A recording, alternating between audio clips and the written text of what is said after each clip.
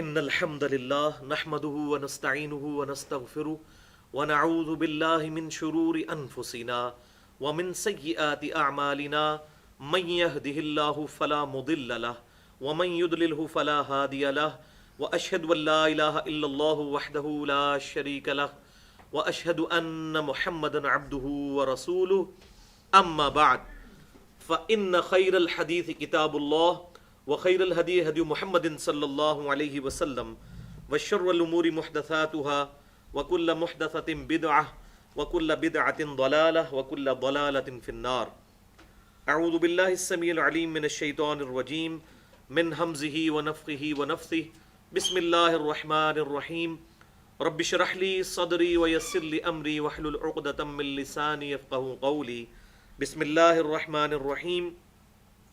ان اللہ وملائکتہ یصلون علی النبی یا ایھا الذین آمنوا صلوا علیہ وسلموا تسلیما. اللہم صل علی محمد وعلی آل محمد کما صلیت علی ابراہیم وعلی آل ابراہیم انک حمید مجید. اللہم بارک علی محمد وعلی آل محمد کما بارکت علی ابراہیم وعلی آل ابراہیم انک حمید مجید. قرآن کلاس نمبر 120 میں آج انشاءاللہ تعالی ہم سورۃ الاعراف کی آیت نمبر 167 سے شروع کریں گے. بسم اللہ الرحمن الرحیم. وَإِذْ تَأَذَّنَ رَبُّكَ لَيَبْعَثَنَّ عَلَيْهِمْ إِلَى يَوْمِ الْقِيَامَةِ. اور یاد کرو وہ وقت کہ جب تمہارے رب نے یہ اعلان کر دیا تھا بنی اسرائیل کے لیے کہ میں ضرور قیامت تک تم پر بھیجتا رہوں گا ایسے حکمران من یسومہم سوء العذاب، جو تمہیں برے عذاب کا مزہ چکھائیں گے. اور اس کی کچھ ڈیٹیل سورہ بنی اسرائیل کے پہلے رکوع میں بھی ملتی ہے کہ بنی اسرائیل پر 2 عروج اور 2 زوال آئے، اور جب ان پر زوال کا وقت آیا تو اللہ تعالیٰ فرماتا ہے کہ ہم نے سخت لڑائی لڑنے والے بندے اپنے ان پر مسلط کر دیے جنہوں نے بیت المقدس کی اینٹ سے اینٹ بجا دی. اب وہ کفار جنہوں نے بیت المقدس کی اینٹ سے اینٹ بجائی اور یہودیوں کو یعنی اس وقت کے مسلمانوں کو قتل کیا، اللہ تعالیٰ ان قاتلین کو کہتا ہے کہ ہم نے اپنے بندے مسلط کیے. یعنی جب اللہ تعالیٰ کا عذاب آتا ہے تو اس وقت اللہ تبارک و تعالیٰ کہ عذاب کی ایک شکل یہ بھی ہو سکتی ہے کہ غیر مسلموں کو مسلمانوں کے اوپر غلبہ دے دے. اور شاید یہی وجہ ہے کہ آج اس وقت مسلمانوں کے اکثر علاقے اللہ تعالیٰ کے عذاب کی گرفت میں نظر آتے ہیں. ایک ہمارا اینگل سوچنے کا تو یہ ہوتا ہے کہ شاید ہم پر کفار ٹوٹ پڑے ہیں، لیکن دوسرے اینگل سے بھی دیکھنا چاہیے کہ کہیں ایسا تو نہیں کہ ہمارے اعمال کے سبب اللہ تعالیٰ نے ان کافروں کو ہم پر مسلط کر دیا ہو عذاب کی شکل میں، جیسا کہ بنی اسرائیل پر مسلط ہوا. اور ایسا عذاب مسلط ہوا کہ اللہ تعالیٰ فرما رہا ہے قیامت تک ایسے حکمران آئیں گے جو ان کو عذاب دیتے رہیں گے. ان ربک لسریع العقاب، بے شک آپ کا رب عذاب دینے میں جلدی فرمانے والا ہے. وَإِنَّهُ لَغَفُورٌ الرحیم، اور بے شک وہ بخشنے والا مہربان بھی ہے، لیکن اسی کے لیے جو اس کی طرف رجوع لائے گا. تو بنی اسرائیل کو بیسیکلی سیدنا عیسیٰ علی نبینا و علیہ الصلاۃ والسلام کی نافرمانی کرنے کے سبب بجائے ان پر ایمان لانے کے انہوں نے ان کو معاذ اللہ ولد الزنا اور دجال کہنا شروع کر دیا. اللہ تبارک و تعالیٰ نے ان پر عذاب مسلط کر دیا. اس وقت تو عیسیٰ علیہ السلام کو اللہ تعالیٰ نے اوپر اٹھا لیا، لیکن اس وقت سے لے کر قیامت تک کے لیے اللہ تعالیٰ نے بنی اسرائیل پر اپنا عذاب مسلط کر دیا ہے. اور بسا اوقات انسان کے ذہن میں یہ وسوسہ آتا ہے کہ جن لوگوں نے پیغمبروں کو ناحق قتل کیا یا عیسیٰ علیہ السلام کے ساتھ زیادتیاں کی وہ تو ان یہودیوں کے آباء و اجداد تھے، تو ان کی اولادوں کو کیوں قیامت تک عذاب ہو رہا ہے؟ تو اس کا ذکر بھی انہی اگلی آیات میں آ جائے گا کہ بیسیکلی ان کی اولادوں نے بھی وہ روش چھوڑی نہیں ہے. اگر وہ روش چھوڑ دیتے تو عبداللہ ابن سلام یہودی عالم ہی تو تھے، آج ہم ان کو رضی اللہ تعالیٰ عنہ کہتے ہیں، انہوں نے اسلام قبول کر لیا. تو اگر یہودی اپنی اسی روش پر قائم ہے تو اللہ تعالیٰ کا عذاب مسلسل قیامت تک ان پر جاری ہے. اور یہ عذاب کی پہلی قسط ان پر 70 عیسوی کے اندر آئی، یعنی عیسیٰ علیہ السلام کے اٹھائے جانے کے تقریباً سمجھ لیں کہ 35 سال کے بعد، جب ٹائٹس نے روم پر حملہ کیا، اس پر رومی جو بادشاہ تھا اس نے حملہ کیا یروشلم پر اور بیت المقدس کی اینٹ سے اینٹ بجا دی، اور اس کا ذکر قرآن پاک میں بھی سورہ بنی اسرائیل کے پہلے رکوع میں موجود ہے. اور اس کے بعد سے لے کر ابھی تک مسلسل ان کا ڈایاسپورا جو ہے وہ جاری ہے، جس میں یہ انتشار کا شکار ہو چکے ہیں ٹل 1917 تک. 1917 کے اندر بالفور ڈیکلیریشن کے ذریعے انہوں نے یروشلم میں اپنی آبادی بنانے کی اجازت لے لی، اور پھر 1948 کے اندر اسرائیل قائم ہو گیا. 1967 کے اندر اسرائیل کی باؤنڈریز وسیع ہو گئیں اور باقی عرب کو انہوں نے شکست دے کر وہاں پر اپنا راج قائم کر لیا. اس کی پوری ڈیٹیل میں نے مسئلہ نمبر 12 کے نام سے حیات مسیح اور نزول مسیح علیہ السلام تقریباً 1 گھنٹے کی گفتگو کی ہے. اس میں ان کی پوری ہسٹری بھی میں نے بتائی ہے کہ دراصل یہ عذاب کی گرفت میں کیوں ہے. جب بھی انبیاء کرام علیہ السلام میں سے رسول مبعوث کیے جاتے تھے، ان کا انکار کرنے والوں پر اللہ تعالیٰ عذاب بھیجتا تھا. موسیٰ علیہ السلام کا انکار کیا، فرعونی ڈوب گئے. نوح علیہ السلام رسول تھے، ان کا انکار کیا، ان کے مخالفین جو ہیں وہ ڈبو دیے گئے. اسی طریقے سے ہود علیہ السلام، صالح علیہ السلام. لیکن عیسیٰ علیہ السلام کے کیس میں یہ ہوا کہ بجائے یہ کہ ان کے مخالفین کو عذاب دیا جاتا، اللہ تعالیٰ نے عیسیٰ علیہ السلام کو زندہ آسمانوں پر اٹھا لیا. لیکن وہ چونکہ رسولاً الی بنی اسرائیل تھے، تو وہ عذاب بنی اسرائیل پر آنا تھا اس رسول کے انکار کرنے کی وجہ سے، اور وہ مسلسل عذاب ان پر جاری ہے کیونکہ انہوں نے اپنی روش چھوڑی بھی نہیں. حتیٰ کہ اس عذاب کی آخری قسط بھی عیسیٰ علیہ السلام کے ذریعے ان پر آئے گی جب عیسیٰ علیہ السلام دنیا میں دوبارہ اتریں گے. اور بخاری اور مسلم میں کتنی احادیث موجود ہیں، اس لیکچر میں نے ڈیٹیل کے ساتھ قرآن پاک کی آیات اور احادیث سے بتایا ہے کہ پھر عیسیٰ علیہ السلام ہی دجال کو قتل کریں گے. تو آج بھی یہودیوں کی کتابوں میں یہ بات لکھی ہوئی ہے کہ ایک کرائسٹ آنا ہے، ایک مسیح آنا ہے جو ہمیں پوری دنیا پر حکومت دلائے گا. لیکن وہ مسیح آ کر جا بھی جا چکا، یعنی سیدنا عیسیٰ علیہ السلام، اس پر تو وہ ایمان نہیں لے کر آئے. اب جب دجال آئے گا تو اس کو کرائسٹ مان لیں گے، حالانکہ وہ اینٹی کرائسٹ ہوگا، اور پھر عیسیٰ علیہ السلام اس کو قتل کریں گے. یہ پوری ڈیٹیل میں نے اس لیکچر میں الحمدللہ بیان کر دی ہے. بہرحال ایک عذاب کی قسط 20ویں صدی کے اندر بھی بہت بڑی قسط یہودیوں پر آئی. ہٹلر کی شکل میں اللہ تعالیٰ نے ان پر ایک عذاب مسلط کیا جس نے چن چن کے یہودیوں کو قتل کیا. اور ان کے اندر یہ مشہور ٹرمینالوجی موجود ہے، مشہور ٹرمینالوجی اصطلاح ہولوکاسٹ کے نام سے. آپ یوٹیوب پہ بھی لکھیں ہولوکاسٹ یا گوگل پہ لکھیں. 60 لاکھ یہودی، 6 ملین جیوز ہٹلر نے قتل کیے تھے.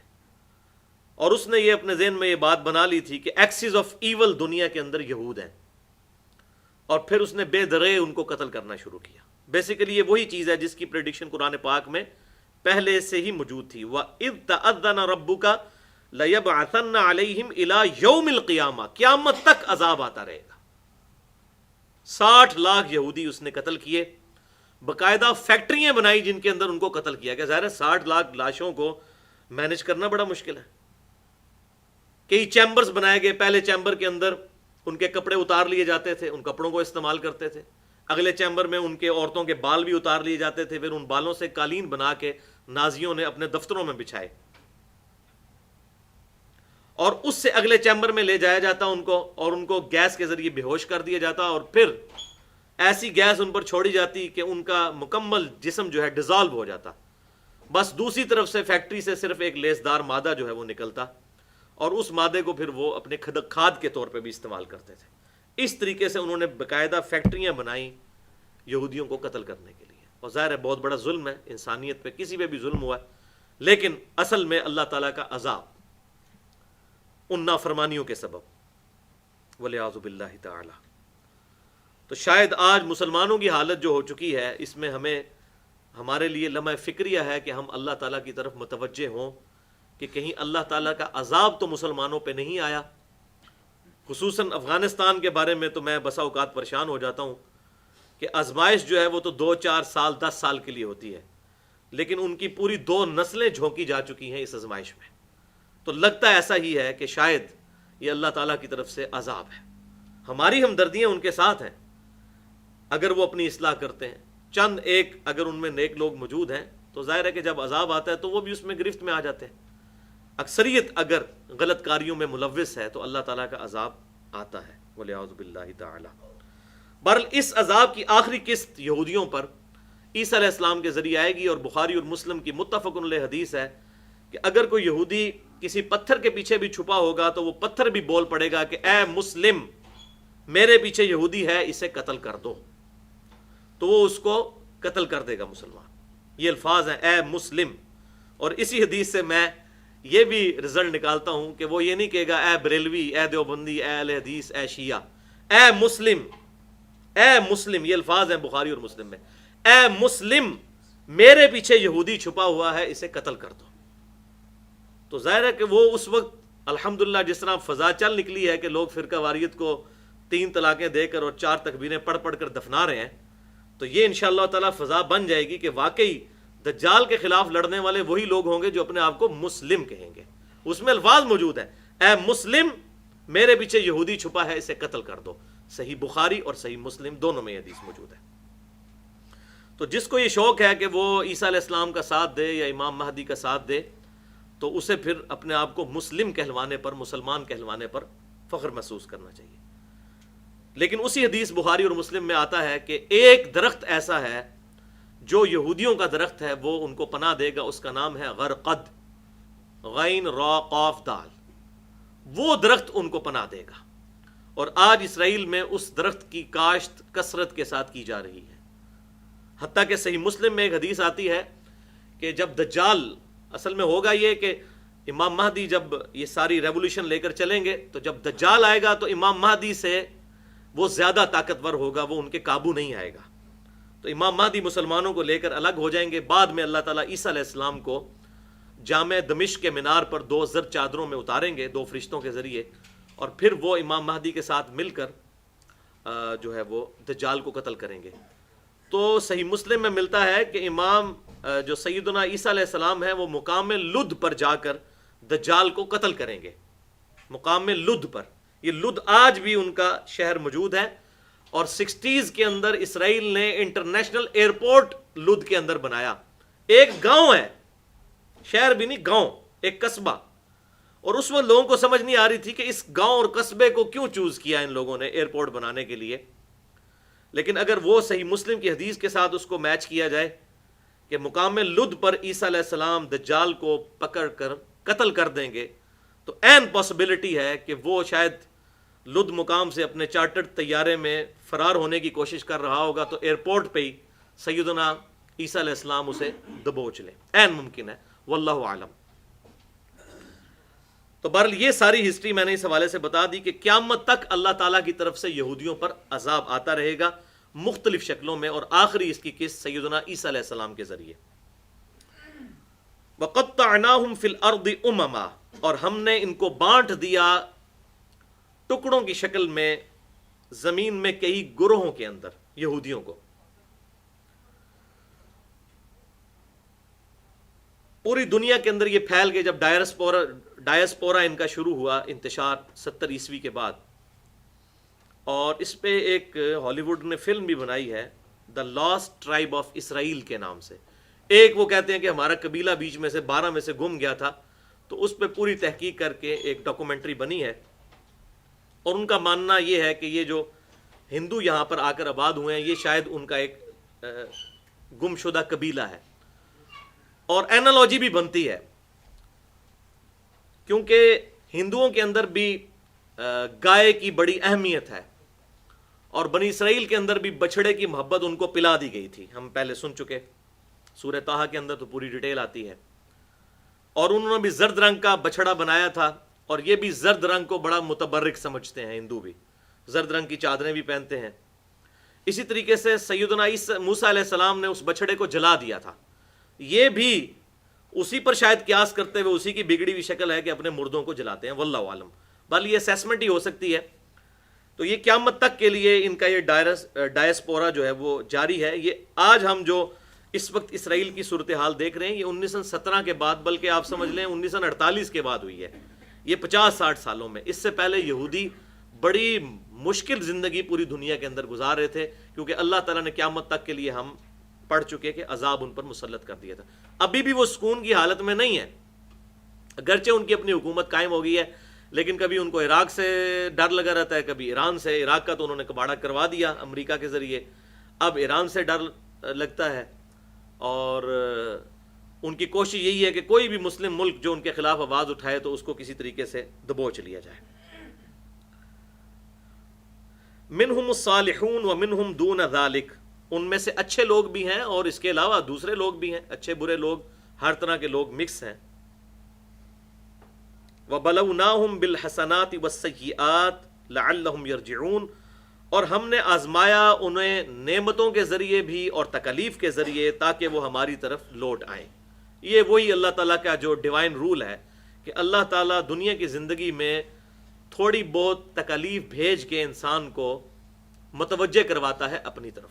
اور یہ بات حقیقت ہے کہ جب انسان سکھی زندگی گزار رہا ہو، ہر چیز اس کی مرضی کے مطابق چل رہی ہو، اس وقت اللہ تعالیٰ کا خیال بہت کم آتا ہے. جیسے ہی انسان تکلیف میں ڈلتا ہے تو اس چیز کے چانس ہوتے ہیں کہ انسان اللہ کی طرف رجوع کرے.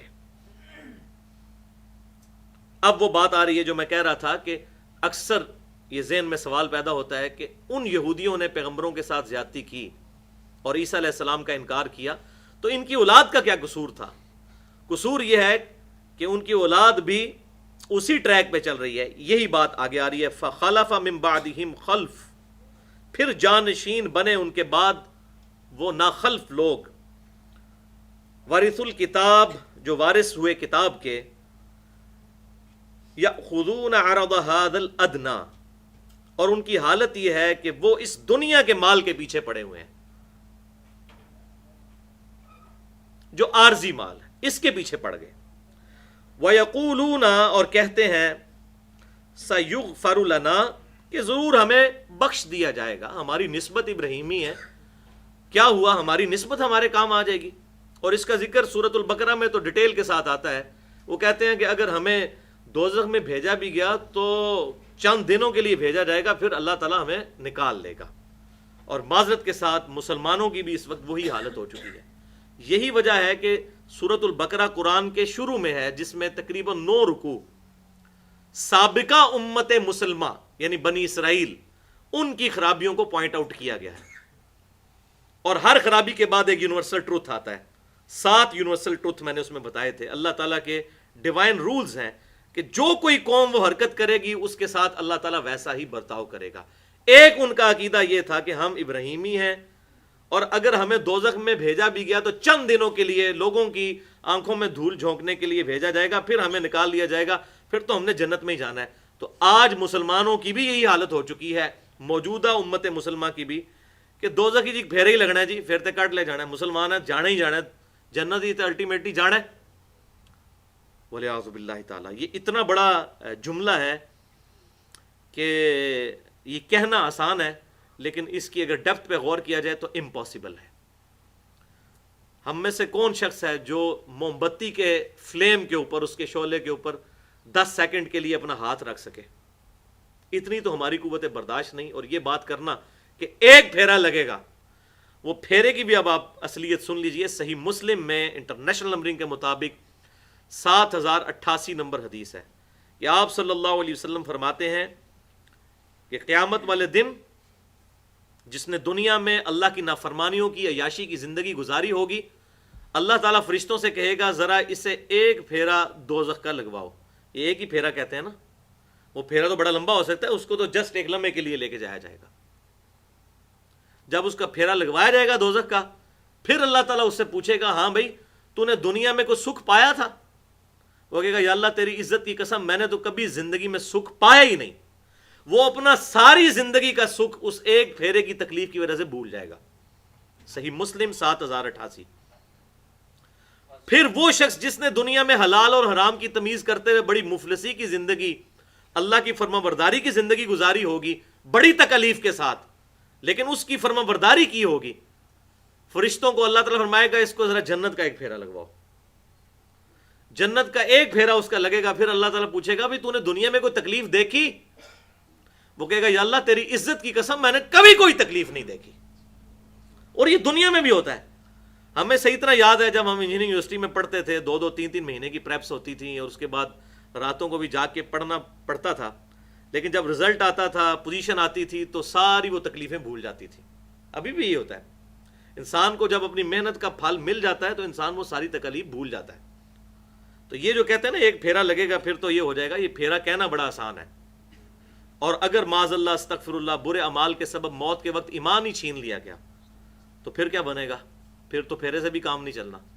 تو یہ سیم ان یہودیوں کے اندر یہی خرابی آ گئی تھی جو ان کے کتاب کے وارث ہوئے، اس کے بعد وہ دنیا کے مال کے پیچھے پڑ گئے، اور پھر جب دنیا پرستی کا شکار ہوئے تو وہی آسیں اور امیدیں لگا لی انہوں نے اللہ تعالیٰ کے ساتھ ناجائز، کہ ہمارا رب ہمیں بخش دے گا، بڑا معاف فرمانے والا ہے۔ او جی آپ اکثر سوچتے ہیں ماں سے بھی زیادہ محبت کرنے والا ہے، بھائی ماں کی تو فیلنگز ہے، اللہ تعالیٰ تو فیلنگز سے پاک ہے۔ ماں تو واقعی اپنے بچے کو دوزخ میں یا آگ میں نہیں دیکھ سکتی، لیکن اللہ تعالیٰ کی فیلنگز کوئی نہیں ہے نا۔ اللہ تو اللہ الصمد ہے، اللہ تو بے نیاز ہے، اللہ پر کیسے قیاس کیا جا سکتا ہے ماں کے معاملے کو؟ اللہ تعالیٰ تو اپنے مجرمین کو ضرور عذاب دے گا، اور اپنے جو اطاعت گزار بندے ہیں ان کو جنت میں بھیجے گا، اور رسولوں کا مقدمہ ہی اسی بات کے اوپر قائم ہے۔ وہ دنیا میں آئے اسی لیے تاکہ لوگوں کے اندر یہ بات راسخ کرے۔ اللہ اکبر۔ تو یہاں بھی آپ کو بات پتہ چلی کہ فتنہ مال کا اس وقت بھی رہا، اور یہ پرٹیکولر جو یہ بات آ رہی ہے کہ جانشین ہوئے کتاب کے، اس کے بعد ناخلف لوگ جو دنیا کے مال کے پیچھے پڑ گئے۔ تو مجھے ذرا بتائیے یہ کتاب کے وارث ناخلف لوگ کون ہوتے ہیں؟ علماء۔ علماء جب دنیا کے کتے بن جائیں گے، آج وہ مثال بھی آ جائے گی دنیا کے کتے والی، یہ اکثر ہم مثال دیتے ہیں، لوگوں کو تکلیف ہوتی ہے۔ قرآن میں ابھی آیت آنے والی 175 سورۃ الاعراف میں اللہ تعالیٰ نے کہا ان کی مثال کتے کی ہے، وہ انہی علماء کے بارے میں۔ ہر وقت کتا جیسے اپنی زبان لٹکائے ہانپتا رہتا ہے، ان کی حالت یہی ہے۔ تو یہ کتاب کے وارث بنائے گئے اس کے بعد وہ لوگ جو کہ دنیا کے مال کے پیچھے پڑ گئے، اور پھر انہوں نے یہ امید لگا دی کہ ہم تو بخشے ہی جائیں گے۔ تو یہ فتنہ مال اگلی امتوں میں بھی رہا ہے، اور حالت کیا ہے؟ وَإِن يَأْتِيهِمْ عَرَضٌ مِثْلُهُ يَأْخُذُوهُ، اگر ان کے پاس جتنا مال ہے اتنا ہی اور آ جائے تو فوراً اسے حاصل کر لیں گے۔ أَلَمْ يُؤْخَذْ عَلَيْهِمْ مِيثَاقُ الْكِتَابِ، کیا ان سے کتاب کا پختہ عہد نہیں لیا گیا تھا؟ اللہ یقولوا علی اللہ الا الحق، کہ اللہ کے بارے میں کوئی بات نہ کرنا مگر وہ جو صحیح اور سچی بات ہے، لیکن کیا کرتے ہیں؟ پیسے لے کے فتوے۔ وَدَرَسُوا مَا فِيهِ، اور انہوں نے اس کتاب کے اندر جو حق تھا وہ پڑھ بھی لیا ہوا تھا، اس کے باوجود اس کتاب کے مطابق عمل نہیں کیا۔ تو یہ کون ہے اولین اس سے مخاطب؟ علماء سو۔ اور آج بھی یہی حالت ہے، بلکہ اس امت کے لیے تو پرٹیکولر جامعہ ترمذی میں صحیح سند کے ساتھ حدیث موجود ہے کہ ہر امت کا کوئی نہ کوئی پرٹیکولر فتنہ رہا ہے، اور میری امت کا فتنہ مال ہے۔ ویسے تو مال ہمیشہ سے فتنہ رہا ہے، لیکن اس امت کے اندر پرٹیکولر یہ بڑا فتنہ ہے۔ تو اللہ کے بارے میں ناحق باتیں انہوں نے عقائد پروپیگیٹ کر دیے، اپنی طرف سے شریعت سازی کر لی علماء نے۔ وَالدَّارُ الْآخِرَةُ خَيْرٌ لِّلَّذِينَ يَتَّقُونَ، اور آخرت کا گھر تو بہتر ہے ان کے لیے جو پرہیزگار ہیں۔ افلا تعقلون، کیا تم اتنی بھی عقل نہیں رکھتے؟ یعنی آخرت کا تصور ہوگا تو تب دنیا کو 3 طلاقیں انسان دے سکتا ہے، ادروائز تو دنیا کا کتا بن کے پھر رہ جائے گا، اس کا کوئی حل نہیں ہے۔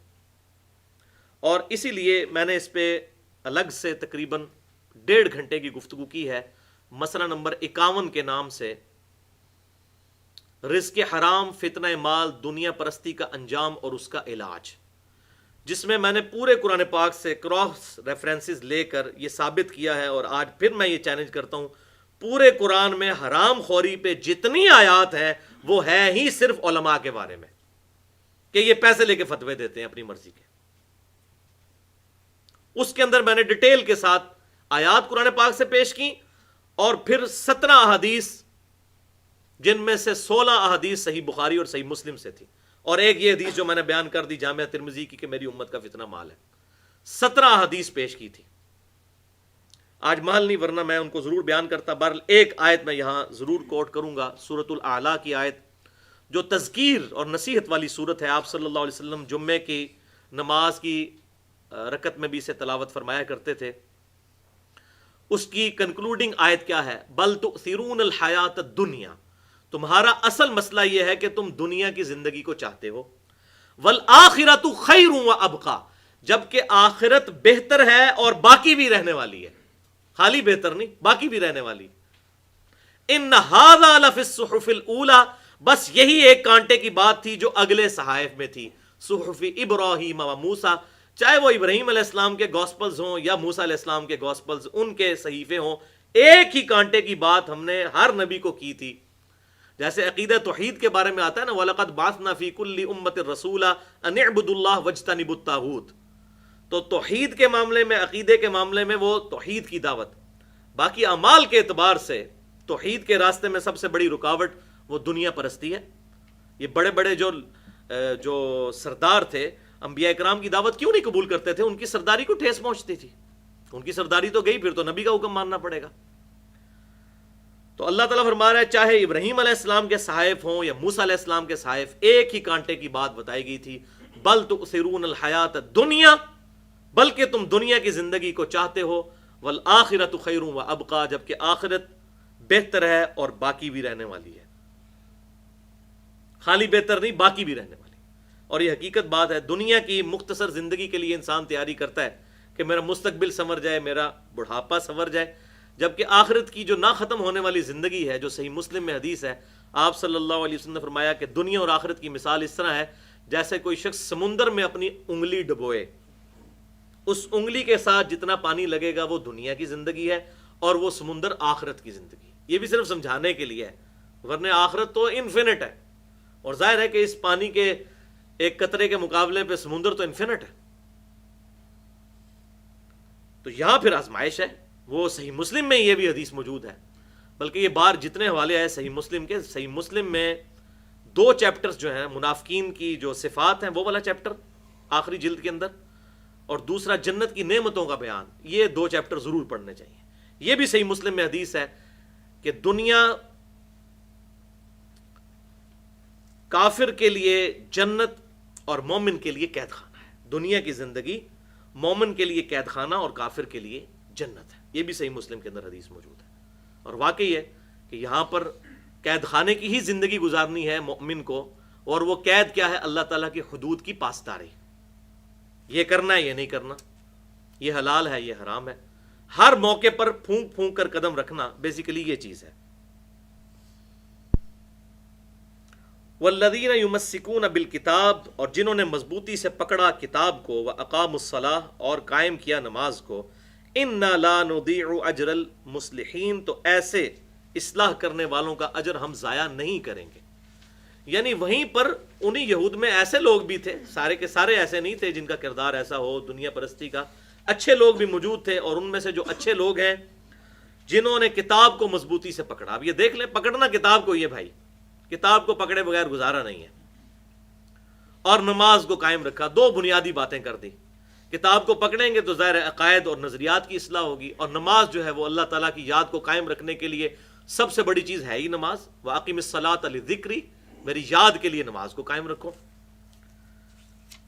تو ایسے لوگوں کا اجر ہم ضائع نہیں کریں گے. وَإِذْ نَتَقْنَا الْجَبَلَ فَوْقَهُمْ كَأَنَّهُ ظُلَّةٌ وَظَنُّوا أَنَّهُ وَاقِعٌ بِهِمْ. اور وہ وقت بھی یاد کرنے والا ہے جب ہم نے پہاڑ کو ان پر بلند کر دیا، گویا کہ ان کے اوپر وہ سائبان کی طرح، بادل کی طرح ہو گیا کہ ابھی ان پر گرا کے گرا. وَظَنُّوا أَنَّهُ وَاقِعٌ بِهِ، اور انہوں نے یہ گمان کر لیا کہ ابھی ان پر وہ پہاڑ گرا.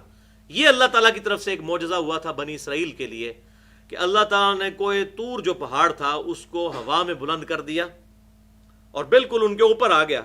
اور پھر اس وقت کہا گیا کہ اس کتاب تورات کو پکڑو، اس کی پیروی کرو، تو انہوں نے پھر عہد کیا. یہ اللہ تعالیٰ کی طرف سے بہت بڑی تھریٹ ان پر آئی تھی. خذوا ما آتیناکم بقوہ، یہ وہ ذکر بھی آ گیا اس عہد کا.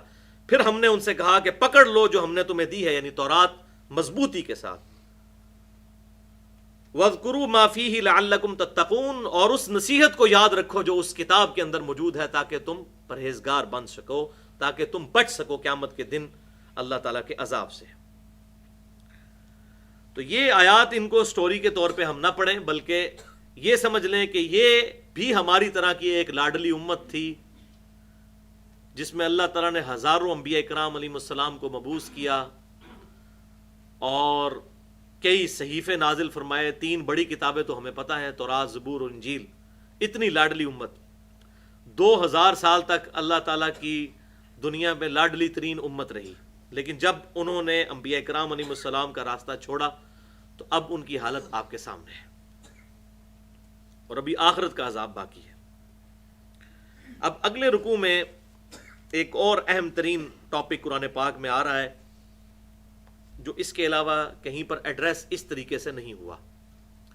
اللہ تعالیٰ نے ایک ڈیوائن عہد لیا تھا ہماری روحوں سے، اس کا ذکر آ رہا ہے کہ تمہاری جبلت کے اندر ہم نے توحید ڈال دی تھی، اللہ تعالیٰ کی شناخت. اگر کسی کی نیچر پرورٹڈ نہ ہو، جیسا کہ وہ صحیح بخاری کے اندر حدیث موجود ہے، آپ صلی اللہ علیہ وسلم نے ارشاد فرمایا کہ ہر بچہ جو پیدا ہوتا ہے فطرتاً وہ مسلم ہی ہوتا ہے، پھر اس کے ماں باپ اس کو یہودی یا مجوسی یا عیسائی بنا دیتے ہیں. فطرت پہ ہر بچہ پیدا ہوتا ہے کیونکہ اللہ تعالیٰ نے ہماری انسٹنکٹ کے اندر توحید ڈال دی ہے، اور اس کا ذکر آ رہا ہے وَإِذْ أَخَذَ رَبُّكَ مِن بَنِي آدَمَ مِن ظُهُورِهِمْ ذُرِّيَّتَهُمْ. اور اے محبوب صلی اللہ علیہ وسلم یاد کرو وہ وقت جب تمہارے رب نے بنی آدم کی پشتوں میں سے ان کی اولاد کو نکالا. وَأَشْهَدَهُمْ عَلَىٰ أَنفُسِهِمْ، اور ان کو اپنی جانوں کے اوپر خود گواہ بنا دیا. کیا گواہ بنایا؟ أَلَسْتُ بِرَبِّكُمْ، کیا میں تمہارا رب نہیں ہوں؟ قالوا بلا، تو سب نے کہا تھا کہ ہاں کیوں نہیں، شہدنا، ہم اس بات کی گواہی دیتے ہیں. تو یہ ہماری ارواح سے اللہ تعالیٰ نے عہد لیا، ہمیں یاد ہو یا نہ ہو، لیکن اس کی ایک پریکٹیکل فارم ہمارے سامنے موجود ہے کہ ہماری انسٹنکٹ کے اندر خیر اور شر کو جج کرنے کی صلاحیت موجود ہے. یہ بہت بڑا ایسٹ ہے. دنیا کے کسی بھی معاشرے میں چاہے نبی کی تعلیمات پہنچی ہوں یا نہ پہنچی ہوں، اس سے کوئی فرق ہی نہیں پڑتا. ایک چیز کامن رہے گی کہ سچ بولنے کو اچھا اور جھوٹ بولنے کو برا سمجھا جائے گا، کسی کے ساتھ دھوکہ کرنے کو برا اور کسی کے ساتھ خیر خواہی کرنے کو اچھا سمجھا جائے گا. حتیٰ کہ میں یہاں تک کہتا ہوں کہ ہالی ووڈ کی فلم کے اینڈ پہ بھی ہمیشہ سچ کی جیت دکھائی جاتی ہے. کبھی کوئی فلم ایسی نہیں بنی جس میں جھوٹ کی جیت دکھائی جائے. یہ ہماری انسٹنکٹ کے اندر موجود ہے. ہیرو کو بس اسی طرح پریزنٹ کرتے ہیں کہ جیسے یہ دنیا کا خیر خواہ ہے اور باقی جو ہے دنیا کے اندر فساد پھیلا رہے ہیں، فساد کرنے والے دوسرے لوگ. تو یہ انسٹنکٹ کے اندر موجود ہے. یہ جبلی ہدایت اللہ تعالیٰ نے اسی ہدایت کی وجہ سے ہمیں اکاؤنٹیبل ٹھہرا لیا. اور اکثر یہ لوگ جو پوچھتے ہیں کہ جی انبیاء کی اگر دعوت نہیں پہنچی تو وہ کیسے اکاؤنٹیبل ہیں؟ لوگ، ہر انسان اکاؤنٹیبل ہے اللہ کی بارگاہ میں اس بیسک جبلی ہدایت کی وجہ سے جو انبیاء اکرام علیہ السلام کی وحی کے بغیر ہر انسان کو حاصل ہے. انبیاء اکرام کی وحی تو پھر نور علی نور ہے نا. اب یہ دیکھیں یہاں پر اللہ تعالیٰ فرما رہے ہیں ہم نے تمہاری جبلت میں توحید ڈال دی. ان تقولوا یوم القیامہ، کہیں ایسا نہ ہو کہ تم قیامت والے دن یہ کہنا شروع کر دو انا کننا عن ھذا غافلین، کہ بے شک ہم تو اس معاملے سے بے خبر تھے کہ ہمیں کسی نے پیدا بھی کیا ہے. یہ تو ہمارے سامنے ایکسپیرینس ہے. اس پہ بولا جائے تو گھنٹوں چاہیے. انشاءاللہ یہ ہمارا ابھی یہ اسی جمعے کو انشاءاللہ پروگرام بنایا کہ ADC فیکٹری کی مسجد میں جمعے کے خطبے کا، اور اس کا ٹاپک ہی میں نے یہی رکھا ہے، انسان کی ہدایت کے 5 بنیادی سٹیپس. مسلمان نہیں، انسان، کہ ہر انسان بغیر وحی کے بھی اللہ تک پہنچ سکتا ہے. وحی تو نور علی نور ہے، اس کے بغیر بھی. اور اسی وجہ سے اللہ تعالیٰ نے ہر انسان کو اکاؤنٹیبل ٹھہرایا ہے، چاہے کسی تک دعوت پہنچی ہے یا نہیں پہنچی. سورہ ال عمران کے آخری رکوع کی روشنی میں انشاءاللہ وہ تقریباً 1 گھنٹے کی گفتگو ہوگی، آپ لوگوں کو انشاءاللہ بتا بھی دیں گے لیکچر کے اینڈ پہ. تو اللہ تبارک و تعالیٰ نے انسان کی انسٹنکٹ کے اندر یہ باتیں رکھ دیں تاکہ قیامت والے دن کو یہ نہ کہہ سکے کہ اللہ مجھے تو پتہ ہی نہیں چلا کہ یہ کائنات کسی نے بنائی ہے. او تقولو، یا پھر تم قیامت والے دن یہ بہانہ کرو انما اشرک آباؤنا من قبل، کہ اس سے پہلے ہمارے باپ دادا بھی شرک کیا کرتے تھے، وَكُنَّا ذُرِّيَّةً مِّن بَعْدِهِمْ، اور ہم ان کی اولاد تھے. ظاہر ہے جی ہمارے ماں باپ مشرک تھے تو ہم نے آگے سے مشرک ہی ہونا تھا، تو یہ اللہ ہمارا کیا قصور، ہم کافروں کے گھر پیدا ہوئے. دیکھیں یہ وہی باتیں جو آج یہ عموماً جو ہے وہ پڑھا لکھا طبقہ ایڈریس کر رہا ہوتا ہے، اور یہ باتیں آپ کو سننے میں ملتی ہیں، جی ساڈا کے قصور ہے، جی یہ فلانے دا کے قصور ہے، ہندوؤں دے گھر پیدا ہوا ہے. یہ اکثر سننے کو بات ملتی ہے. تو اللہ تعالیٰ ہمارا ان تمام چیزوں کے بارے میں ہم نے پہلے ہی فیصلہ کر دیا، تمہاری انسٹنکٹ میں توحید ڈال دی ہے.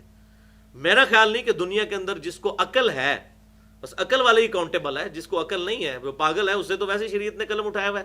صحیح بخاری میں حدیث موجود ہے کہ سویا ہوا شخص ہے یا مجنون ہے یا بچہ ہے، ان تینوں سے اللہ تعالیٰ نے شریعت کا قلم اٹھا لیا ہے.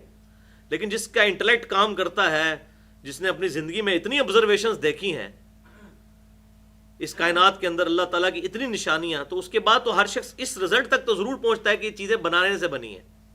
آج اگر میں یہ سٹیٹمنٹ دوں کہ یہ بال پوائنٹ خود بخود کوڑے کے ڈھیر سے پلاسٹک جمع ہوا اور پگھلا اور پہاڑوں میں سے جو ہے وہ لوہا نکلا، اس کے اپنے آپ سپرنگ بنا اور اس طریقے سے پانی شامل ہوا اور یہ بال پوائنٹ تیار ہو گئی، تو کوئی بے وقوف آدمی بھی یہ سٹیٹمنٹ میری نہیں مانے گا کہ جناب اپنے دماغ کا علاج کروائیں، یہ اتنی کمپلیکس بال پوائنٹ کیسے بن سکتی خود بخود؟ تو یہ کائنات، اتنی بڑی کائنات خود بخود بن گئی ہے، کسی کے بنانے سے بنی ہے. اور پھر اس میں جو وہ بدماش قسم کے جو ایتھیسٹ لوگ ہیں، منکرین خدا، وہ کہتے ہیں جی وہ for the sake of argument ہم ایگری کرتے ہیں آپ کے ساتھ کہ یہ جتنی کائنات ہے یہ کسی کے بنانے سے بنی ہے، ہم ایگری کرتے ہیں اس بات کے ساتھ، کیونکہ یہ کائنات اتنی کمپلیکس ہے، زندگی اتنی کمپلیکس ہے، انسان اتنا پیچیدہ اس کی کریشن ہے کہ بغیر بنائے بن ہی نہیں سکتی. ہم ایگری کرتے ہیں، لیکن آگے پھر وہ شیطانی بات کر دیتے ہیں. وہ کہتے ہیں کہ اگر یہ مخلوقات جو اتنی کمپلیکس ہیں یہ بغیر کسی کے بنائے بن گئی ہیں، تو جس ہستی نے ان کو بنایا ہے وہ تو اس سے بھی زیادہ کمپلیکس ہے، وہ بھی کسی کے بنانے سے بنی ہوگی. سوال بڑا لاجیکل ہے کہ زندگی جو اتنی کمپلیکس ہے یہ بغیر کسی کے بنائے نہیں بنی، تو جس ہستی نے بنایا ہے وہ اس سے بھی زیادہ کمپلیکس ہے، وہ کیسے بن گیا؟ یہ رچرڈ ڈاؤکنز جو ہے، رچرڈ ڈاؤکنز، اس نے کتاب لکھی ہے گاڈ دا ڈیلوژن، کہ یہ جو گاڈ ہائپوتھیسز ہے، یہ اللہ تعالیٰ کا کانسیپٹ ہے، یہ کائنات کے کریٹر کا، یہ سپریم بینگ یا سپر نیچرل اتھارٹی، یہ جو کنسیپٹ ہے یہ ڈیلوژن ہے، بس ایک آباء و اجداد کی ایک رسم چلتی آ رہی ہے، اس کی کوئی اصلیت نہیں ہے. تو اس میں اس نے یہ اعتراض اٹھایا. تو اس کا جواب بھی سن لیجئے بھائیو. For the sake of argument ہم بھی ایگری کرتے ہیں کہ یہ اتنی پیچیدہ زندگی جس نے بنائی، اس زندگی بنانے والا جو ہے وہ اس سے بھی زیادہ پیچیدہ ہے، اس کو بھی کسی نے بنایا ہوگا. For the sake of argument agree. تو پھر جس نے اس کو بنایا ہوگا اس کو بھی کسی نے بنایا ہوگا، اور پھر جس نے اس کو بنایا ہوگا اس کو بھی کسی نے بنایا ہوگا. تو کیا یہ کہیں پر جا کے بات رک سکتی ہے؟ نہیں. تو میتھمیٹیکلی یہ رانگ سٹیٹمنٹ ہے، جبکہ پریکٹیکلی ہماری کریشن موجود ہے، ہم ہیں، اس کا مطلب ہے ہمیں بنانے والا کوئی ہے، اس کو بنانے والا بھی کوئی ہے، اس کو بنانے والا بھی کوئی ہے. تو یہ سٹیٹمنٹ تو کہیں رکے گی نہیں، اس کا مطلب ہے یہاں سٹیٹمنٹ میں کہیں فالٹ ہے. باہر صورت اس ایکویشن کو کسی ایسی ہستی پہ روکنا ہوگا، کوئی ایک ایسا ہونا چاہیے جس کو کسی نے نہ بنایا ہو، تبھی تو وہاں سے بات شروع ہوگی. بات سمجھ رہے میری؟ ادروائز تو یہ چلتا جائے گا، اس کو بھی کسی نے بنایا، اس نے تو یہ اینڈ ہی نہیں. جبکہ اینڈ تو ہونا چاہیے، کیونکہ کہیں سے سٹارٹنگ پوائنٹ تو ہے. تو سٹارٹنگ پوائنٹ ایک ایسی ہستی ہونی چاہیے کہ جس کو کسی نے نہ بنایا ہو. تو بھائی وہی تو ہے لم یلد ولم یولد. اور میں حیران ہوا، میں اس پہ کافی تفکر کرتا رہا اور اس رزلٹ پہ پہنچا، اور میرے محبوب صلی اللہ علیہ وسلم نے اس کا جواب پہلے ہی ارشاد فرما دیا، مجھے بعد میں حدیث پتہ چلی. ایک حدیث تو آپ نے سنی ہوگی بڑی مشہور بخاری اور مسلم کی، کہ تم میں سے کسی کے پاس شیطان آتا ہے اور وہ کہتا ہے فلاں چیز کس نے بنائی؟ تم کہتے ہو اللہ نے. وہ پوچھتا ہے پہاڑ کس نے بنائے؟ تم کہتے ہو اللہ نے. وہ پوچھتا ہے درخت کس نے بنائے؟ تم کہتے ہو اللہ نے. تو الٹیمیٹلی وہ تم سے پوچھتا ہے کہ اللہ کو کس نے بنایا؟ تو تم سمجھ لو یہ شیطانی وسوسہ ہے، اسے جھٹک دو. یہ بخاری اور مسلم ہے. لیکن اس کا ایک طرق جامعہ ترمذی میں موجود ہے، اس میں آگے پتہ کیا الفاظ ہیں؟ جب تم سے یہ سوال کرے تو تم کہو لم یلد ولم یولد، یہ جواب ہے اس کو. اور یہ میتھمیٹیکلی ہم اس جواب تک پہنچے ہیں کہ یہ ایکویشن کسی ایک ایسے سے سٹارٹ ہونی چاہیے جس کا کوئی کریٹر نہ ہو، ورنہ تو یہ ایکویشن کبھی رکے گی نہیں، ایک فیکٹوریل پرابلم بن جائے گا.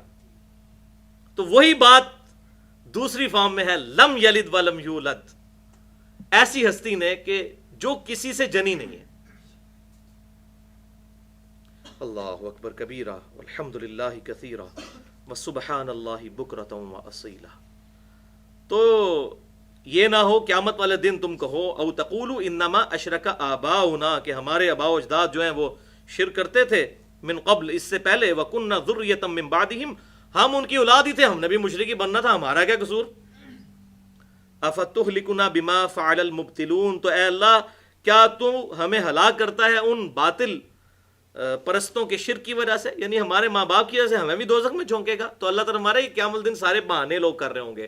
ان سارے بہانوں کا جواب ہم نے تمہیں پہلے دے دیا ہے کہ تمہاری، جب تم اپنے باپ کی پشت میں تھے، یا جب ارواح کی شکل میں آدم علیہ السلام اور باقی ساری روحوں کو اللہ تعالیٰ نے جمع کیا، الست بربکم، کیا میں تمہارا رب نہیں؟ قالوا بلا، تم سب کے سب مانے تھے کہ واقعی تو ہمارا رب ہے.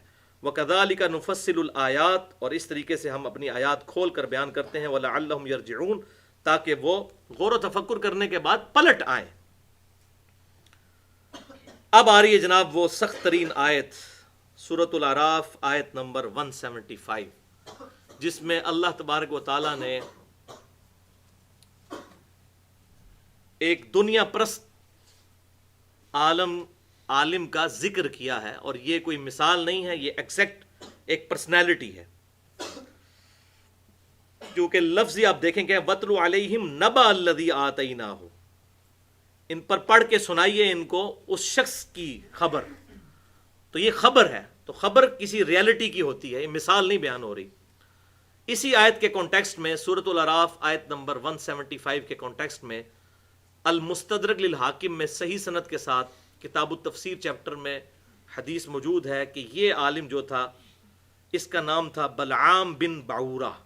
یہ مشہور تفسیر کی کتابوں میں ملتا ہے، بس اس حدیث میں صرف اس کا نام ہی آیا ہے. باقی یہودیوں کے ہاں اس کی ڈیٹیل بھی ملتی ہے. یہاں قرآن پاک میں جو اس کا کریکٹر ہے اس کا تھوڑا سا نقشہ اللہ تعالیٰ نے کھینچ دیا ہے کہ جو عالم دنیا کا کتا بن جائے، دنیا پرست بن جائے، اس کی مثال کتے کی سی ہو جاتی ہے جب دنیا کی طرف وہ جھک جائے. اللہ اکبر.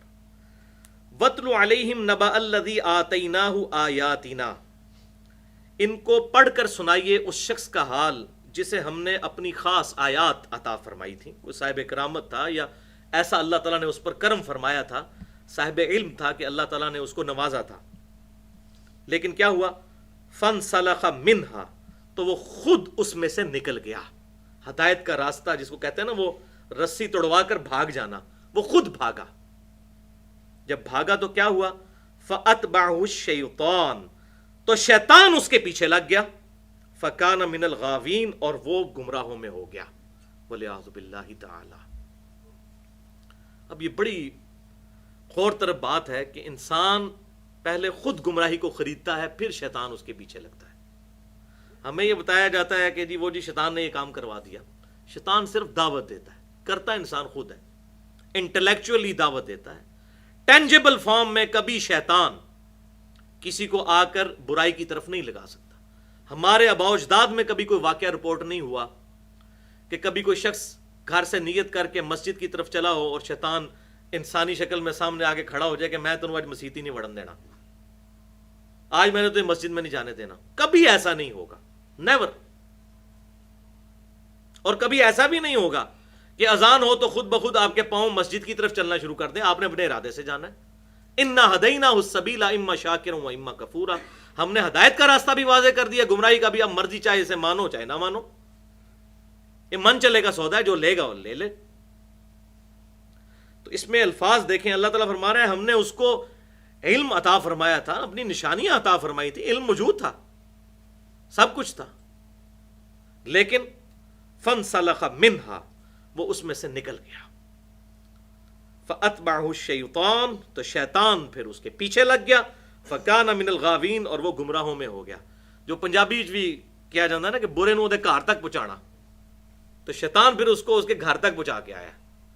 جب وہ خود اللہ تعالیٰ کی حدود سے باہر نکلا تو اللہ تبارک و تعالیٰ کے حدود سے نکلنے کی وجہ سے شیطان اس پر مسلط ہو گیا۔ بل شیطان کے حوالے سے تقریباً 2.25 گھنٹے کی گفتگو ہے، مسئلہ نمبر 79 کے نام سے، اللہ، انسان اور شیطان، جس میں سورۃ الاعراف کے شروع میں ہی جو آدم علیہ السلام اور ابلیس کا جو قصہ آیا تھا اس میں جو ڈیٹیل کے ساتھ میں نے گفتگو کی تھی اور قرآن پاک سے آیات کوٹ کی تھیں کہ شیطان کو کسی انسان پر کوئی زور نہیں ہے سوائے اس کے کہ وہ دعوت دے، اور یہ قرآن پاک میں مضمون کئی جگہ آیا ہے، خصوصاً سورہ ابراہیم کے اندر، کہ قیامت والے دن شیطان کے اوپر جب وہ انسان ڈال رہا ہوگا اپنے جرم جو ہے اس کو بنا رہا ہوگا بنیاد شیطان کو، تو شیطان کہے گا پھر آج مجھے ملامت نہ کرو، اپنے آپ کو ملامت کرو، میرا تم پر کوئی زور نہیں تھا سوائے اس کے کہ میں نے تمہیں دعوت دی تھی۔ تو دعوت تو موزن بھی دے رہا ہے، دعوت تو اچھائی کی بھی دی جا رہی ہے، برائی کی بھی دی جا رہی ہے، خود انسان اس ٹریک کے اوپر چلتا ہے۔ تو اللہ تعالیٰ فرماتا ہے وہ شخص جو ہے وہ بنی اسرائیل کا بہت بڑا عالم خود نکل گیا تو شیطان اس کے پیچھے پڑ گیا۔ وَلَوْ شِئْنَا لَرَفَعْنَاهُ بِهَا، اگر ہم چاہتے، یعنی چاہتے سے مراد اگر ہم جان بوجھ کر ہی اسے ہدایت دینا چاہتے باوجود اس کے کہ اس نے خود گمراہی خریدی، تو ہم اس علم کے ذریعے اس کا مرتبہ بہت بلند کر دیتے۔ لَرَفَعْنَاهُ بِهَا اس کے ذریعے، وَلَكِنَّهُ أَخْلَدَ إِلَى الْأَرْضِ، اللہ اکبر، یہ ہے جناب اصل بات، لیکن وہ خود ہی جھک گیا پستی کی طرف، زمین کی طرف۔ زمین کی طرف کیا؟ زمین کا مال، شہوات، ساری دنیا کی طرف جھک گیا، وہ دنیا کا وہ خود کتا بن گیا۔ اگر اللہ تعالیٰ زبردستی کرنا چاہتا تو کر سکتا تھا۔ اس کو آپ مثال سے سمجھیے، جو شخص سویا ہوا ہو اس کو تو آپ جگا سکتے ہیں، اور جو آنکھیں بند کر کے لیٹا ہو اس کی تو اپنی نیت ہی نہیں اٹھنے کی، آپ اس کو فجر کے وقت اٹھا رہے ہیں، بھائی اٹھ نماز، تو پہلے ہی جاگا ہوا ہے، وہ کہاں سے اٹھے گا؟ اب دوسرا طریقہ یہ ہو سکتا ہے کہ سردیوں کے اندر جو ہے وہ پانی کی بالٹی ٹھنڈے پانی کی اس کے اوپر ڈال دی جائے، تو یہ زبردستی اس کو اٹھانے والی بات ہوگی۔ تو اللہ تعالیٰ ہمارا یہ کام ہم نے نہیں کیا، اگر ہم چاہتے تو ہم زبردستی بھی کر سکتے تھے۔ وَلَوْ شِئْنَا لَرَفَعْنَاهُ بِهَا اس کے ذریعے اس زبردستی اس کے ساتھ یہ کر سکتے تھے، اس کے مرتبے بلند کر دیتے، لیکن وہ چونکہ خود نکلا تھا، یہ معاملہ نہیں۔ یہ تو ہدایت اس کائنات کی سب سے ایلیٹ چیز ہے، زبردستی اللہ تعالیٰ نے ہدایت کوئی نہیں دینی جی، سیدھی سی بات ہے۔ وَالَّذِينَ جَاهَدُوا فِينَا لَنَهْدِيَنَّهُمْ سُبُلَنَا، جو لوگ ہماری راہ میں کوشش کریں گے نا ان کو ہدایت ملنی ہے، سیدھی سی بات ہے۔ یہ تو قرآن کا فلسفہ ایک چھوٹے سے اسٹوڈنٹ کو بھی سمجھ آتا ہے جو قرآن پڑھتا ہے، جو نہیں پڑھتا اس کو کہاں سے سمجھ آنا ہے؟ تو اللہ تعالیٰ فرماتا ہے وَلَكِنَّهُ أَخْلَدَ إِلَى الْأَرْضِ، بلکہ وہ خود زمین کی طرف، سفلی جذبات کی طرف جھک گیا، وَاتَّبَعَ هَوَاهُ اور اپنی خواہش نفس کی پیروی کرنا شروع کر دی، وَلِعَاذُ بِاللَّهِ تعالی۔ اللہ تعالیٰ نے انسان کو لَقَدْ خَلَقْنَا الْإِنسَانَ فِي أَحْسَنِ تَقْوِيمٍ، بڑی احسنی تقویم بنایا، احسن ترین اس کی تخلیق کی ہے، لیکن ثم رددناہ اسفل سافلین، یہ خود پستی کی طرف چلا جاتا ہے۔ اللہ تعالیٰ نے جو روح پھونکی ہے انسان کے اندر اپنی معرفت کے لیے، اتنا بڑا ایسٹ انسان کو دیا ہے، عقل کی دولت دی ہے، انسان حق حاصل کر سکتا ہے، لیکن انسان جب جان بوجھ کر اللہ تعالیٰ کی حدوں کو کراس کرتا ہے پھر اللہ تعالیٰ کی بھی ڈیوائن مور اس پہ لگ جاتی ہے، وَلِعَوْذُ بِاللَّهِ تعالی۔ تو اللہ تعالیٰ فرماتا ہے وہ خود ہی زمین کی طرف جھکا اور پیروی شروع کر دی اس نے اپنی خواہشات کی پیروی اصل شے ہے جو گمراہی کی طرف لے جاتی ہے۔ اب آگئی جناب فَمَثَلُهُ كَمَثَلِ الْكَلْبِ، تو اس عالم کی مثال بلعام بن بعورہ کی کتے کی مثال ہے۔ اللہ، اور ڈاکٹر اسرار صاحب اکثر لفظ استعمال کیا کرتے تھے کہ جب علماء دنیا کے کتے بن جائیں نا تو پھر دین میں خیر باقی نہیں رہ جاتی، تو لوگ کہتے تھے یہ بڑے سخت لفظ استعمال کرتے ہیں، تو بھائی جس نے قرآن نہیں پڑھا اس کو تو سختی لگنا ہے نا، یہ تو قرآن نے مثال بیان کی ہے۔ اور دیکھیں ہمارے محبوب صلی اللہ علیہ وسلم کو حکم ہو رہا ہے کہ اے نبی آپ پڑھ کے سنائیے ان پر وہ خبر، اس دنیا کے کتے کی خبر، دنیا کتا بن گیا تھا، عالم تھا، علم والا تھا، لیکن جب وہ رسی توڑا کے بھاگا تو اللہ تعالیٰ کہہ رہے ہیں اس کی مثال کتے کی مثال ہے۔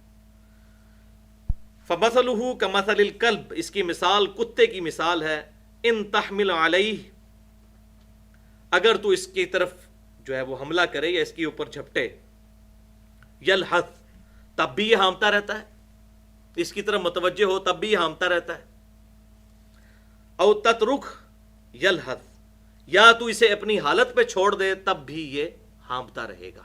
یہ کتے کی ایک کوالٹی ہے کہ اس کی زبان پہ ہر وقت لالچ رہتی ہے، زبان اس کی لٹکتی رہتی ہے۔ آپ دیکھیں گے وہ راستے میں چلتا ہوا بھی جگہ جگہ سونگتا رہتا ہے اور منہ مارتا رہتا ہے، چاہے اس کا پیٹ بھرا ہوا بھی ہو، یہ اس کی عادت رہنی ہے۔ تو یہ اسی لیے لفظ استعمال کیا جاتا ہے دنیا کا کتا۔ تو یہ کتے کی مثال اس عالم کی ہو گئی کہ کتا چاہے اس کی کوئی حالت بھی ہو، اس کے اوپر آپ حملہ کریں، یعنی اس کو تھکائیں یا اس کے ساتھ کوئی ایسی ایکٹیویٹی کرنے کی کوشش کریں، صرف اسی وقت وہ زبان نہیں لٹکائے ہوئے ہوتا، عام حالت میں بھی وہ زبان لٹکا کے رکھتا ہے۔ اور مقصد کیا ہوتا ہے، وہ جہاں بھی اس کو کوئی چیز ملتی ہے، چاہے اس کا پیٹ بھرا ہوا ہو یا نہ بھرا ہو، وہ اپنی عادت سے مجبور ہے کہ وہ یہ معاملات کرتا ہے۔ اب یہ اللہ تعالیٰ کی طرف سے جب گمراہی ثبت ہو جائے کسی کے اوپر، تو پھر ہر وقت سفلی جذبات کے پیچھے ہی پڑا رہتا ہے۔ بیسیکلی یہ مثال بتائی جا رہی ہے کہ کتے کا پیٹ بھرا ہوا ہے، اس کے باوجود بھی ہر چیز کو سونگ رہا ہے، حالانکہ اسے پتہ ہے میرا پیٹ بھرا ہے، میں نے کیا کھا کے کرنا ہے، لیکن اپنی عادت سے مجبور ہے۔ اسی طریقے سے جو دنیا کا کتا بن جاتا ہے، اس عالم کی مثال بھی سب کچھ ہونے کے باوجود بھی ہر وقت وہ اسی تلاش میں رہتا ہے کہ اگر کہیں سے نفس کی خواہش کی پیروی ہو سکے یا وہ نفس کی خواہش کو فلفل کروا سکے تو کرنے کی کوشش کرے گا، چاہے اس کے اندر ابیلٹی ہو یا نہ ہو۔ ذالک مثل القوم الذین کذبوا بآیاتنا، اور یہ ایک انڈیویجول کی مثال صرف نہیں ہے، بلکہ یہ کتے کی مثال اس قوم کی بھی ہو جائے گی جو اللہ کی آیات کو جھٹلا دیتا ہے۔ استغفر اللہ۔ کون؟ والعیاذ باللہ تعالی۔ اس قوم کی بھی مثال اسی کتے کی سی ہو جاتی ہے جو اللہ کی آیات کو جھٹلاتے ہیں۔ اب اگر میں کہہ دوں کہ پاکستانی قوم کی یہ مثال ہو چکی ہے تو کوئی بعید نہیں ہے۔ ہم نے بھی اللہ سے دعائیں کر کے، گڑ گڑا کے، قربانیاں دے کے ملک مانگا تھا کہ یہاں پر اسلام کا نظام قائم کریں گے۔ جو ڈاکٹر اقبال نے 1930 میں جو خطبہ دیا، اس میں الفاظ موجود ہیں کہ عرب امپیریلزم کا داغ، عرب کی ملوکیت کا، بنو امیہ اور بنو عباس کی ملوکیت کا داغ خلفائے راشدین کے بعد سے لے کے اب تک، وہ 30 سال ہی خلافت رہی سیدنا علی تک، یا سیدنا حسن کے 6 مہینے شمار کر لیں تو پورے 30 سال بنتے ہیں۔ تو یہ بنو امیہ اور بنو عباس کی ملوکیت، عرب امپیریلزم، اس کو ڈاکٹر اقبال نے کہا، عرب کی بادشاہت کا داغ جو مسلمانوں کے چہرے پر 1300 سال سے موجود ہے، اگر اللہ تعالیٰ ہمیں یہاں پر ایک ملک دے دے تو ہم وہ داغ اتارنے میں کامیاب ہو جائیں گے خلفائے راشدین کا نظام یہاں پہ قائم کر کے، لیکن نہیں کر سکے۔ اور حیرانگی کی بات ہے، آج اینکر پرسن ٹی وی پہ آ کے یہ ڈسکشن کر رہے ہیں، جی پاکستان جو ہے یہ اسلام کے لیے بنا بھی تھا یا نہیں بنا تھا، یہ سیکولر سٹیٹ تھی۔ کتنے لوگ ہیں جو یہ آگے کہہ رہے ہیں، حالانکہ ابھی وہ ویڈیوز ریکارڈ موجود ہیں، ویڈیوز بھی چھوڑ دیں، بوڑھے بوڑھے لوگ زندہ موجود ہیں جنہوں نے نعرے لگائے ہیں پاکستان کا مطلب کیا، لا الہ الا اللہ، اس کے باوجود اتنا کھلواڑ ہو گیا۔ تو دین کے ساتھ تو کھلواڑ ہونا ہے نا۔ یہاں ویڈیو موجود ہے تب بھی لوگ کہہ رہے ہیں جی پاکستان اسلام کے لیے نہیں بنا، صرف 70 سال کے اندر تاریخ بدلنے کی کوشش کر رہے ہیں۔ اور بھائی اسلام کو تو آئے ہوئے نبی صلی اللہ علیہ وسلم کی دعوت کو، اسلام تو ہمیشہ سے ہے، جب سے آدم علیہ السلام ہے، نبی صلی اللہ علیہ وسلم کی دعوت کو تقریباً 1400 سال ہو چکے ہیں، تو اس کے اندر کیوں نہیں ملاوٹ کی ان مولویوں نے اور ہر فرقے کے بزرگوں نے؟ یہاں تو 70 سال کے اندر اتنی ملاوٹ ہو گئی ہے، ویڈیوز بھی موجود ہیں، تب بھی لوگ ماننے کے لیے تیار نہیں ہیں۔ تو جب ہم لوگوں کو کہتے ہیں بھائی یہ چیز ثابت ہے، یہ ثابت نہیں ہو، کہتے ہیں جی تسی ہر ٹائم کیڑے کٹتے رہتے ہو۔ تو دین کے ساتھ جب اس طریقے سے غلط بیہیو کیا جائے گا، کتاب اللہ کو پس پش ڈالا جائے گا، تو یہ تو بات کرنی پڑے گی۔ اور یہ کوئی تنقید نہیں ہے کہ تنقید کر رہے ہیں، پورا قرآن تنقید سے بھرا پڑا ہے۔ یہود و نصارہ کے اللہ تعالیٰ نے نام لے لے کے ان کی برائیاں بتائی ہیں۔ جب تک آپ نہی عن المنکر نہیں کریں گے، امر بالمعروف کا فائدہ ہی نہیں ہوگا۔ برائی سے بھی منع کرنا ہے۔ اگر یہ تنقید ہوتی اور صرف اچھائی کا ذکر ہوتا تو قرآن میں کیوں آتا ولا تقربوا الزنا، زنا کے قریب مت جاؤ؟ وہ کہتے ہیں جی یہ برائی کا ذکر نہیں کرنا چاہیے۔ بھائی برائی کا ذکر کریں گے تو لوگوں کو معرفت ہوگی کہ اس برائی سے بچنا ہے۔ تو یہ پیرلل میں دونوں چیزیں ہیں، امر بالمعروف و نہی عن المنکر، دونوں کی دونوں چیزیں۔ تو تنقید کرنی ہے، برائے اصلاح کرنی ہے، کسی پہ فتویٰ نہیں لگانا۔ ہم اس چیز کے خلاف ہیں کہ اس کی بنیاد پہ کسی کو مشرک اور کافر یا گستاخ رسول یا اسلام سے باہر نکال دیا جائے، یہ بات غلط ہے۔ باقی یہ ہے کہ اصلاح کی گنجائش تو ہر وقت موجود رہتی ہے۔ تو تو تنقید برائے اصلاح ہوتی ہے، اس کا مقصد یہ نہیں ہوتا کہ زبان کا چسکا لیا جائے. تو اس قوم کی مثال بھی اسی کتے کی سی ہو جائے گی جو اللہ کی آیات کو جھٹلانے والی قوم. فَقْصُصِ الْقَصَصَ لَعَلَّهُمْ يَتَفَكَّرُونَ، تو اے محبوب صلی اللہ علیہ وسلم آپ انہیں سنائیں یہ واقعہ تاکہ وہ غور و فکر کرنے لگیں. وَالْعِيَاذُ بِاللَّهِ سَاءَ مَثَلًا الْقَوْمُ الَّذِينَ كَذَّبُوا بِآيَاتِنَا، بہت ہی بری مثال ہے اس قوم کی جس نے ہماری آیات کو جھٹلا دیا، یعنی کتے کے ساتھ اس کی مثال دی جا رہی ہے. وَأَنفُسَهُمْ كَانُوا يَظْلِمُونَ، اور وہ اپنی جانوں کے اوپر خود ہی ظلم کیا کرتے تھے. مَن يَهْدِ اللَّهُ فَهُوَ الْمُهْتَدِي، جسے اللہ تعالی ہدایت بخشتا ہے وہی اصل میں ہدایت یافتہ ہوتا ہے. یعنی زبردستی نہیں، ہدایت اللہ نے کیا بخشی؟ اپنی کتاب انبیاء بھیج دیے، جو ان کو پکڑ لے گا وہ ہدایت بھی اوپر ہے. وَمَن يُضْلِلْ، اور جسے اللہ تعالیٰ گمراہ کرتے، یعنی اس کی اپنی حرکتوں کی وجہ سے. یہ بات آج یہاں کلیئر ہو گئی. بلعام بن بورا کے بارے میں بھی آیا فَانْسَلَخَ مِنْهَا، وہ خود اللہ تعالیٰ کی اس حدود سے خود باہر نکلا، تو پھر شیطان نے اس کو جو ہے دبوچ لیا. تو اللہ تبارک و تعالیٰ خود سے گمراہ نہیں کرتا، بلکہ جو خود گمراہی خریدنا چاہتا ہے تو اس کو بات کو یہ بھی سمجھ لیں. بیسیکلی اس سے مراد کیا ہے؟ اللہ تعالیٰ نے دنیا میں کھلی چھٹی دی ہوئی ہے. کبھی ایسا نہیں ہوگا کہ کوئی شخص چوری کرنے کے لیے نکلے تو اس کے پاؤں جو ہے زمین دبوچ لے کے میں تجھے چوری نہیں کرنے دوں گی. ایسے نہیں ہوگا. دنیا میں آزادی ہے، چاہے چوری کرتا ہے، نماز پڑھتا ہے، برائی کرتا ہے، رشوت لیتا ہے، دنیا میں آزادی ہے. انا ہدینہ السبیل اما شاکرا و اما کفورا. زبردستی نہ تو اللہ تعالیٰ ہدایت دے گا کسی کو اور نہ زبردستی گمراہ کرے گا. ہاں اللہ تعالیٰ نے جال بچھائے ہوئے ہیں، وہ جال ہیں، وہ آزمائش کے طور کے اوپر ہیں.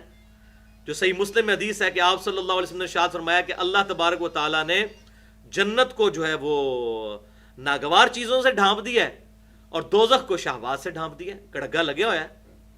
ہر جو لذت والی چیز ہے دنیا میں وہ دوزخ کی طرف لے کے جانے والی ہے، اور ہر ناگوار چیز جنت کی طرف لے جانے والی ہے. فجر کے وقت سردیوں میں اٹھ کے نماز جماعت کے ساتھ مسجد کی پہلی صف میں ادا کرنا ناگوار چیز ہے، کوئی آسان چیز تو نہیں ہے، مشکل چیز ہے. اور بسترے میں لیٹے رہنا اور رضائی گرم نہ چھوڑنا بڑی مزیدار چیز ہے، لیکن دنیا میں مزیدار ہے، آخرت میں نہیں ہے. وَمَن يُضْلِلْ، اور جسے وہ گمراہ کر دے، فَأُولَٰئِكَ هُمُ الْخَاسِرُونَ، تو وہی ہیں اصل میں نقصان اٹھانے والے. اور وہ نقصان اٹھانے والے ان کی نشانیاں کیا ہیں وہ اگلی آیات میں آ رہی ہیں. وہ انشاءاللہ تعالی ہم اگلی دفعہ ڈیٹیل کے ساتھ ڈسکس کریں گے. اللہ تعالیٰ سے دعا ہے جو حق بات میں نے کہی اللہ تعالیٰ ہمارے دلوں میں راسخ فرمائے. اگر جذبات میں میرے منہ سے کوئی غلط بات نکل گئی تو اللہ تعالیٰ ہمارے دلوں سے محو کر دے. ہمیں کتاب و سنت کی تعلیمات پر عمل کر کے دوسروں تک پہنچانے کی توفیق عطا فرمائے.